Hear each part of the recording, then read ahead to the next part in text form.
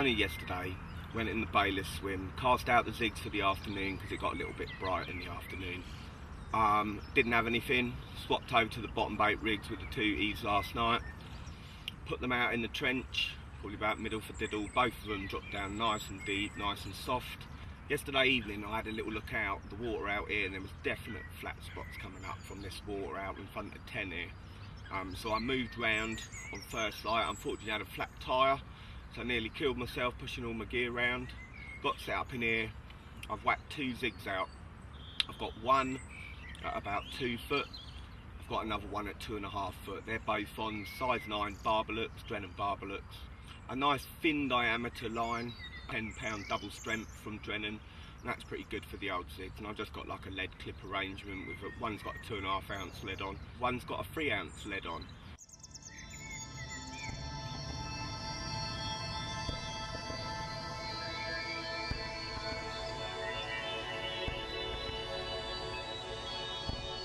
The hook bait choice that I'm using is something that I caught on the other day. I had a lovely 19-pound 15 ounce out of here the other week.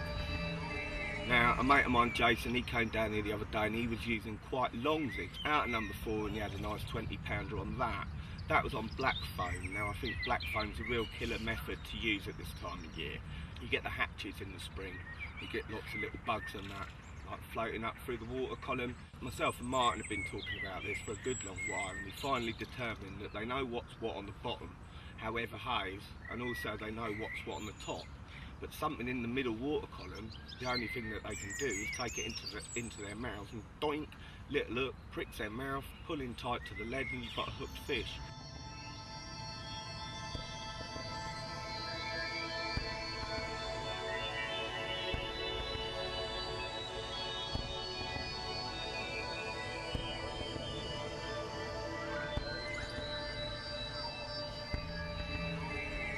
One thing that I did do was put a little dissolvable foam nugget over the hook just before casting, just prior to casting out. What it does is create the resistance in the air, keeping your hook link straight as it enters the water. What I tend to do as well, just before the lead hits the water, I touch my finger on the spool and it catapults the bait forward, so you'll see 2 splashes. You see your big splash from your lead, you see your small splash from your little foam nugget.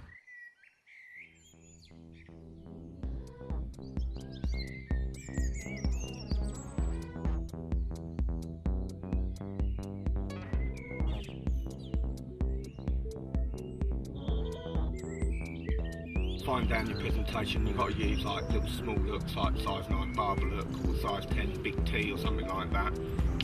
Always use a nice short air. Use a hook bait that's like very, very buoyant, i.e. foam, or a very good pop-up, because it's got to pop up a good long length of monofilament line. Now that's especially important when you're fishing deeper waters, like you fish like 10, 12 foot zigs. So you've got to have a very, very buoyant hook bait, otherwise it's not a zig, it's just wafting around. I'm going to chop up a little couple of bugs out of the old black foam. Jason gave me this the other day, nice little bit of black foam. I'm going to make them like barrel shaped. I know Garner does a zig foam, that's what I usually use, but I run out of the black, so I'm having to make this one myself. I mean, like a couple of years ago I fished in here, I fished with the yellow, fished all night on the bottom. It was obvious that there were fish out there. Switched on to the zigs and had a bite within 5 minutes. Lost that one, hook pinged out, whacked it back out there, had another take within 5 minutes, and had a little flurry of activity. That first fish I had was a 22-pounder, I think, and I think I had another 20-pounder later on that day. Fished with the yellow, which was a successful bait, up until the following evening. Didn't have anything, swapped over to a black, topped with yellow, had a bite within 5 minutes, and I just thought that's crazy, it's the colour on the day. So if in doubt, try one on a black, try one on the white, and try one on the yellow. Whatever goes, swap over all 3 to that, because that'll be the colour on the day.